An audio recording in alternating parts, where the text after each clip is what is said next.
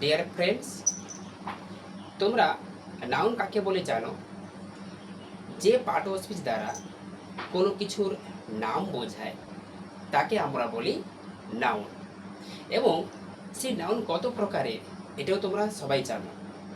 Noun হলো 5 প্রকারের: proper noun, common noun, collective noun, material noun এবং অ্যাবস্ট্রাক্ট নাউন।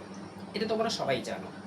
কিন্তু আজকে আমি তোমাদের সঙ্গে যে নাউনটা শেয়ার করতে চলেছি বা যে নাউনটার সম্পর্কে আলোচনা করতে চলেছি, সেই নাউনের নামটা হয়তো তোমরা কখনো শুনেছো বা হয়তো শোনোনি। আজকে সেই নাউনটার আমরা আলোচনা করব।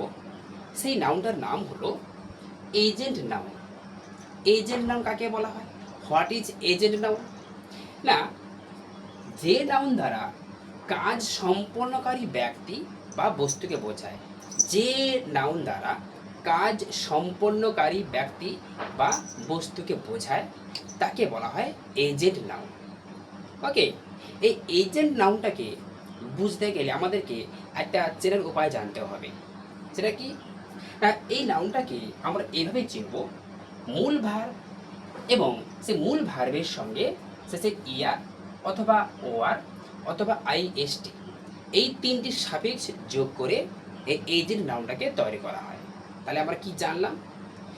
মূল ভার্বের সঙ্গে ইয়ার অথবা ওয়ার অথবা আইএসটি, এই তিনটি সাপেক্ষ যোগ করে এই এজেন্ট নাউন তৈরি করা হয়।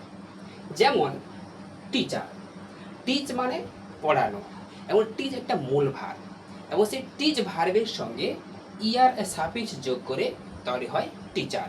তাহলে টিচার হবে একটা এজেন্ট নাউন।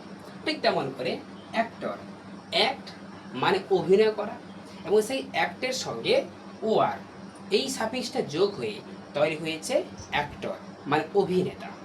ঠিক সেরকম করে বন্ধুরা আর্ট যুক্ত আইএসটি, তাহলে আর্ট একটা মূল ভার, এবং সেই আর্ট মূল ভার্বের সঙ্গে আইএসটি যোগ হয়ে তৈরি হয় আর্টিস্ট।